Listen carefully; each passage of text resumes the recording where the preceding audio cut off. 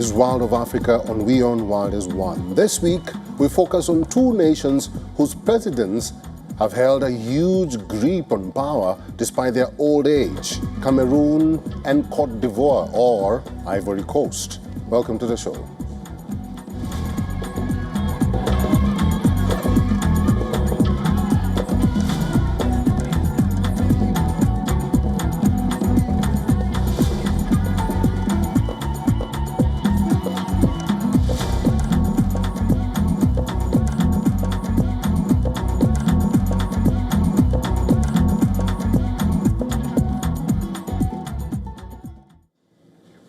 Anger erupted into protests in Cameroon after Paul Biya was re-elected. Inhabitants of Douala have been protesting for a second day following the announcement that President Paul Biya was re-elected for an 8th term. Armed forces have been deployed to several districts of the city. Here is our cover report.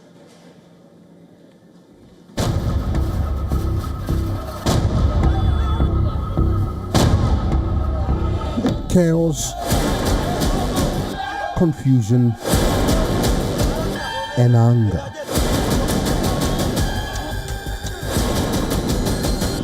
Cities across the Central African nation of Cameroon descended into unrest days after the country went to cast their ballots in a tensely watched battle pitting the incumbent Paul Biya and opposition leader Issa Tchiroma. Within days of polling, without waiting for the official results from the Constitutional Council, Tchiroma issued this statement to his supporters. My dear compatriots, the situation is serious. We will not allow having our victory stolen from us. If they prefer to threaten the serenity and peace of the country rather than admit defeat, we will respond with the peaceful determination of the people. Plutôt que d'admettre la défaite. Heeding to his call, supporters started thronging streets of Douala and Garoua for their purported peaceful march, which turned into clashes between the police and them. In the end, 4 people lost their lives as several others, including security personnel, sustained injuries. We just want freedom and the victory of our president, Issa Tchiroma Bakari. We want change. 43 years is too much. We don't want it anymore. We don't want war.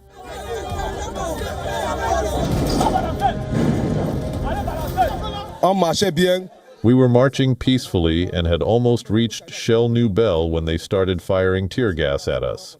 We began throwing stones back. Then they started shooting at us with real guns because we dodged the tear gas. Yes, real bullets, not rubber bullets, live ammunition. They fired, and 3 people fell right in front of us. And here in Nkululau, at least 6 people have fallen. On the 27th of October, the country's constitutional court was to announce the final results, exactly 2 weeks after the elections were conducted. And 92-year-old Paul Biya, who has led the nation since 1982 for a staggering 43-year reign, emerged victorious.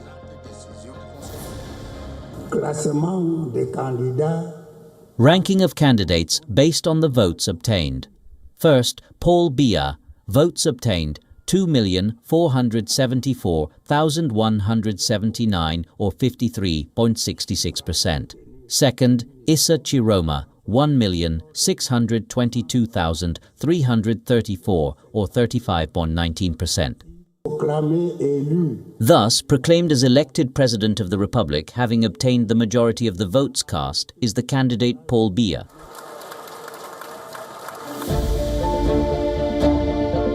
Paul Biya will now serve his 8th term.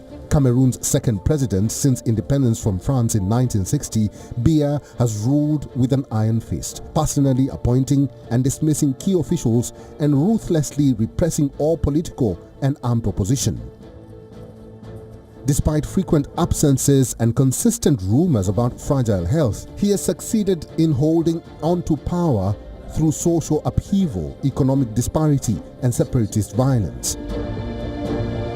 Since 2018, when the opposition claimed election fraud, Biya has limited public appearances to rare televised speeches recorded in advance, as well as clips of family celebrations with his flamboyant wife Chantel and his 3 children.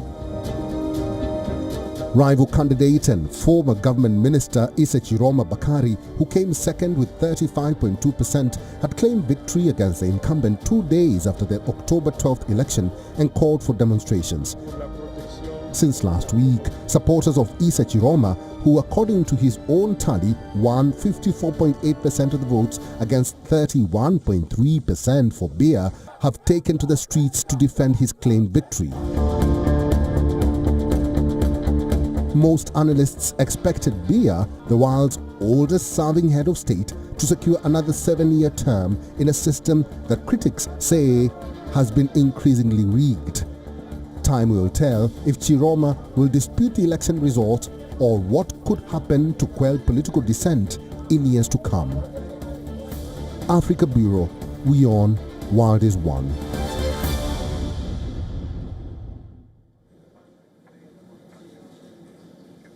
Ivory Coast's President Alassane Ouattara has won a 4th term, securing a crushing 89.77% in a vote in which his 2 greatest rivals were barred from. Here's how the polls unfolded. Voting started and ended on the 25th of October in Ivory Coast for a new president, with incumbent Alassane Ouattara expected to win a 4th term against a divided opposition, further hobbled by the barring of 2 leading candidates. One senior opposition figure has already dismissed the vote as electoral robbery, and turnout was low in parts of the country's south and west, where the opposition is popular. 83-year-old Ouattara has wielded power since 2011, when the world's top cocoa producer began reasserting itself as a West African economic powerhouse. Nearly 9 million Ivorians were eligible to vote in the polls, which closed at 6 p.m., choosing between 5 contenders. Turnout was expected to be a key factor. Polling stations in the economic capital Abidjan, visited in the afternoon, were not crowded, but there were many more voters in the second city Bouak, a Ouattara stronghold. Roads were cut off in some parts of the country's south and west, and vote observers reported the theft of election materials there. That was particularly the case in Mama, the birthplace of former President Laurent Gbagbo, one of those barred from running for the presidency. In Lopo, a town of some 9,000 people west of Abidjan, the mood was tense after police fired tear gas to quell protests against Ouattara before Election Day. Many voting centers in pro-opposition areas were nearly empty.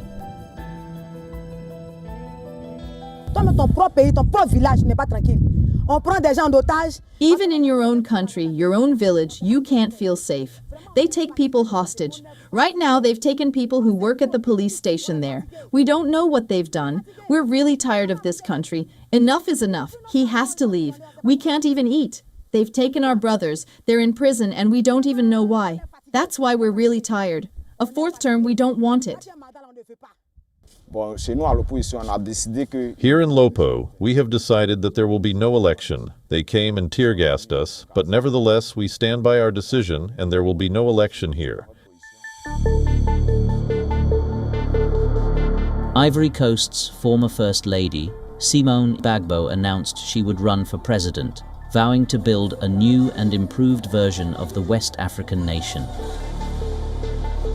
Nicknamed the Iron Lady, Simone is the ex-wife of former Ivorian President Laurent Gbagbo,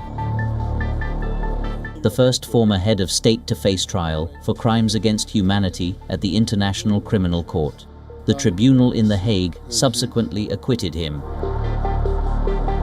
Simone was arrested at the same time as her husband in April 2011, following a bloodbath triggered by Laurent Gbagbo's refusal to concede defeat in a 2010 election.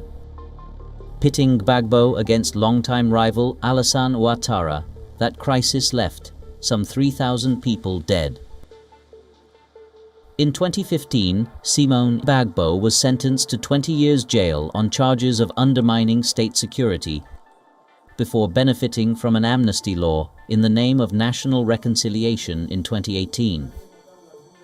Were Laurent Gbagbo not ineligible to run due to a 2-decade jail sentence for his role in the looting of a bank, Simone Bagbo, representing the movement of the capable generations, would be facing off against her former spouse. Their divorce, which Laurent Gbagbo requested on his return to Abidjan in June 2021, following his acquittal by the International Tribunal, was officially granted in 2023. Ouattara leading rivals, Gbagbo and Tidjane Thiam, were both barred from standing, Gbagbo and for a criminal conviction, and Thiam for acquiring French nationality. With the opposition calling for protests and unrest turning deadly in recent days, the government slapped a nighttime curfew in some areas and deployed 44,000 security forces. Authorities say they want to avoid a repeat of unrest surrounding the 2020 presidential election, in which 85 people died. After being re-elected in 2015 with 83% of the vote, Ouattara had promised not to run again given a 2-term presidential limit. But when his chosen successor, Amadou Gon Coulibaly, died suddenly, Ouattara changed his mind, buoyed by a revision of the constitution that he argued reset his number of terms to 0. Ouattara's government touts several years of strong economic growth and general security, despite jihadist threats on Ivory Coast's borders. Critics say this growth has only benefited a small portion of the population and has been accompanied by a spiraling cost of living. Africa Bureau, WION World is One.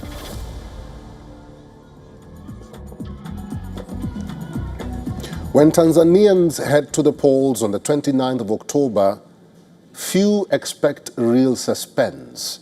With the opposition weakened, rivals co-opted and reforms stalled, Tanzania's President Samia Suluhu Hassan faces little resistance at the ballot box this week.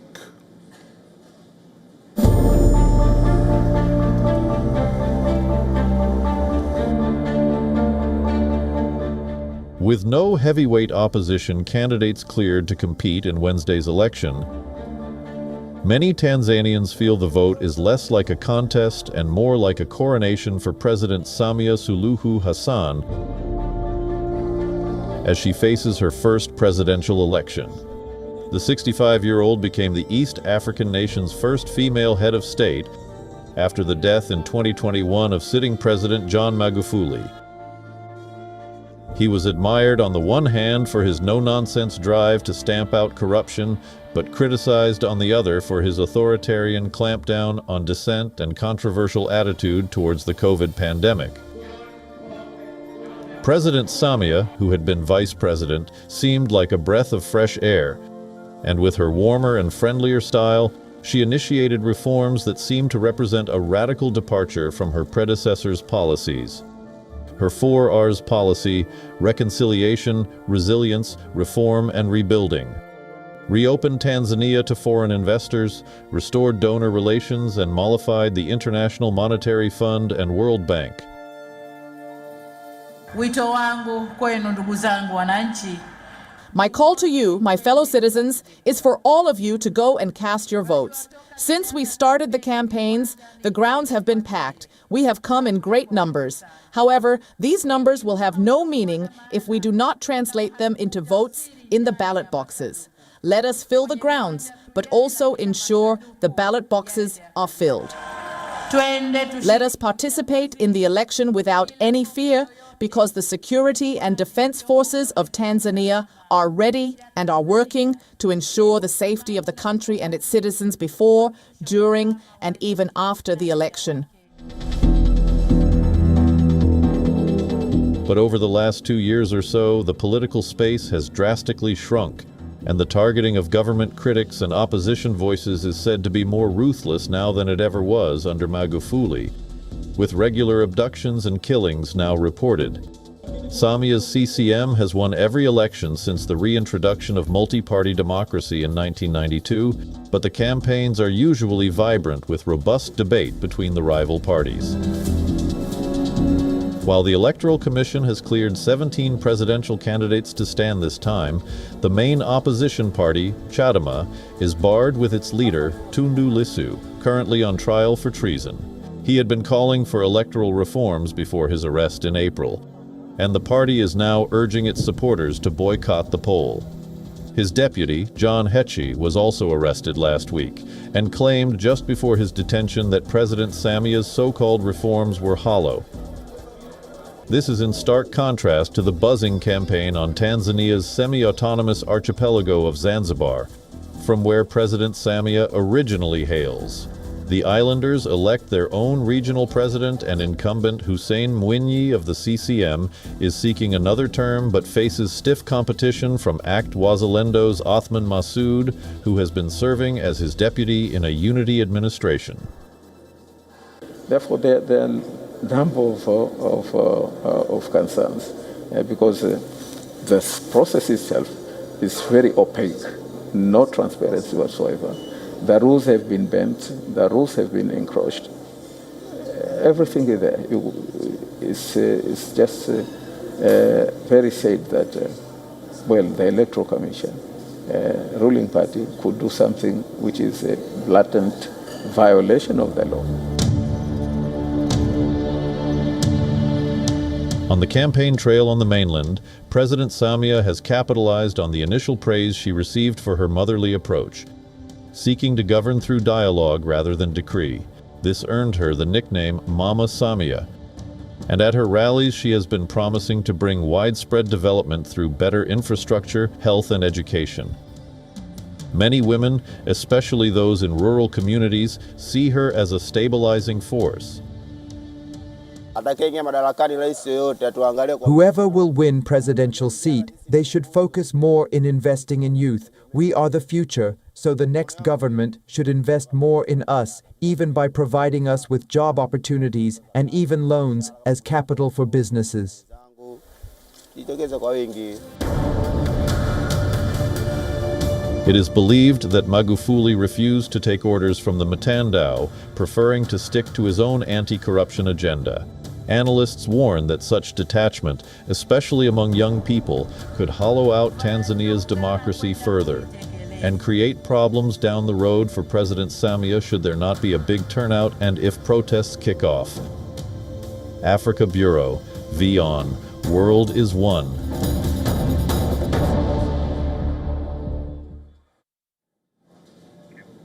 I'll start with a question. Have you heard about creation of sand mandala? It is considered one of the richest visual objects in Tibetan Buddhism, and some South Africans in Cape Town, Johannesburg and Durban got lucky to witness Buddhist monks work on creating the mandala representing healing and peace. The monks took about a week to complete the mandala. Our correspondent Kalden Ongmu has more details.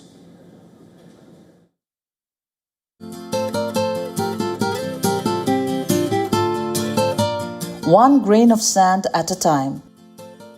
3 visiting monks created what is called the sand mandala. This painstakingly time-consuming procedure is a very rare sight to see. First, the design of the mandala is marked with pencil on a wooden platform. Then, starting from the center and concentrically working outwards, the monks use metal funnels called a chakpur to place millions of grains of dyed sand to make the elaborate patterns. The vibrations of the chakpur being grated with a metal rod cause the sands to flow like liquid.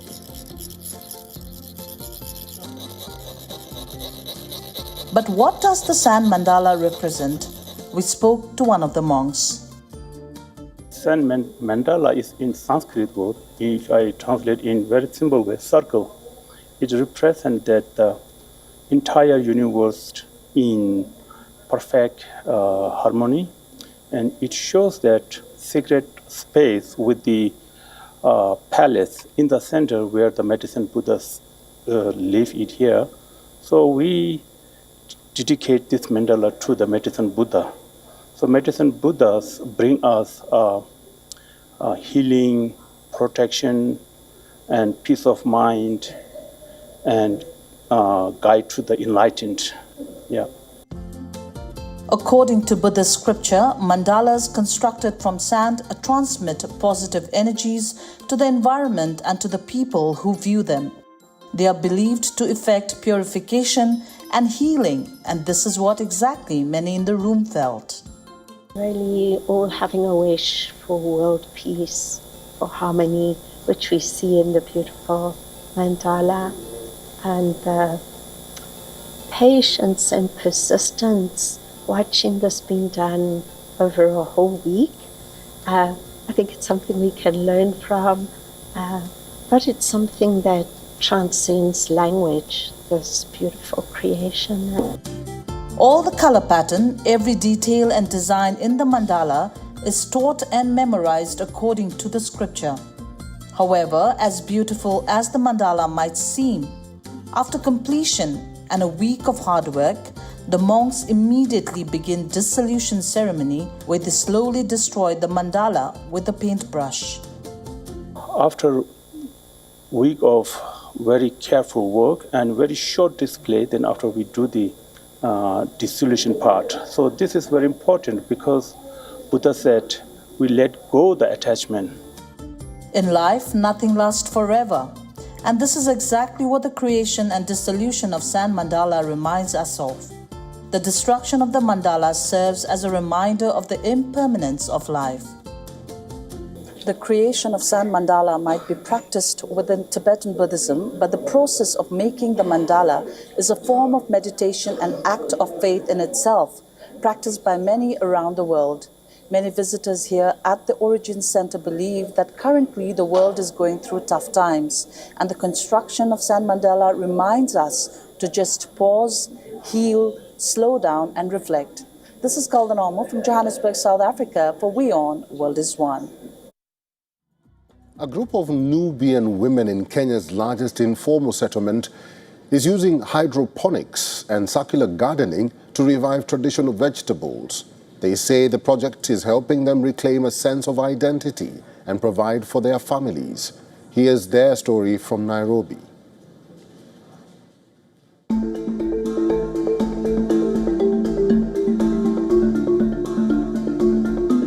Here in Kibera, one of Africa's largest informal settlements, Nubian women are turning their hands to hydroponics and circular gardening to make use of small spaces that can sustain both culture and innovation. The Mazingira Women Initiative, founded in 2019, aims to empower Nubian women to preserve their cultural heritage while building climate-resilient food systems. The group has 50 members who are also involved in cleaning the environment and recycling food waste into organic fertilizer. Despite a long history of marginalization, Nubian women are reclaiming their identity and land connection through urban farming. In our community, almost 90% of the people prefer traditional foods like the indigenous vegetables. When farming in an urban area like this, you must do research and find out what type of food the community likes.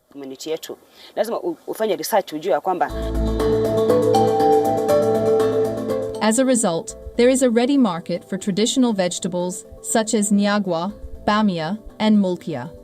These vegetables are used in Nubian cuisines such as mafrouk muliavma bamia stew, which mainly consists of bamia and mulkia.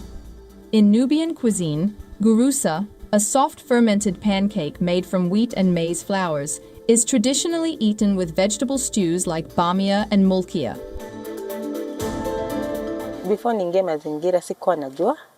Before I joined Mazingira Women Initiative, I didn't know how to plant, grow and preserve our indigenous vegetables. But when I joined Mazingira Women Initiative 2 years ago, I learned how to grow, plant and preserve the vegetables after harvesting. I can now teach the younger generations and other people in our culture how to grow the vegetables and to grow our culture. At their urban farm in Kibera, the women are planting indigenous vegetables after recently harvesting bamia. However, urban farming in informal settlements comes with a significant challenges. Stephen Otieno, an urban planner and food systems strategist, says, urban farmers also need to adapt to the realities of climate change. The shifts in climatic patterns brought about by climate change, pests and diseases keep reoccurring. And then there is also the element where they need a lot of investments to basically treat those diseases. Compound that then with the absence of extension services and government support, then you'll find that that's mostly a compounding effect that affects their production systems. In the crowded heart of Kibera, these women are proving that even the smallest patch of land can nourish both tradition and hope. Africa Bureau, WION, World is One. That's our focus on the continent this week. Thank you very much for watching this episode of World of Africa on WION World is One. I'm Eric Njoka, and until next time, it's goodbye.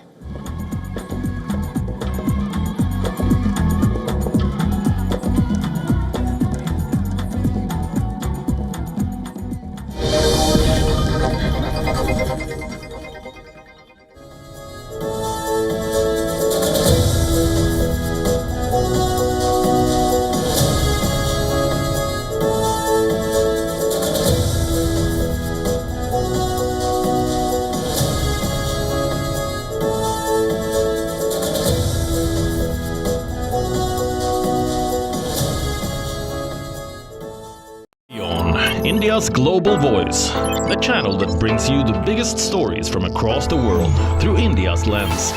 Now available in more than 190 countries worldwide. Because we believe that the world is one. Watch us in Africa, Europe, USA and Canada, South America, Asia Pacific, Middle East and North African regions. Also available on these digital platforms across the world. WION. World is One. WION Health Resort is unique, the only one of its kind. Experience the 4 paths of natural wellness: yoga, Ayurveda, acupuncture, and naturopathy. Each uniquely customized program improves the whole person to make every person whole. Come to WION Health Resort. Make your reservation at yowon.com. The Earth is sending distress signals. Wildfires, droughts, and melting glaciers. Can we reverse the damage? Explore the harrowing effects of climate change. It's a wake-up call. Global emergency. Climate Tracker on WION World is One. From the bustling trading floors of Wall Street to the vibrant exchanges of Asian stock markets, WION breaks it down for you to make sense of what's happening. As we reveal the key factors behind events, strategic battles, and the game-changing business decisions that shape the world. We bring you all of this and more on World Business Watch.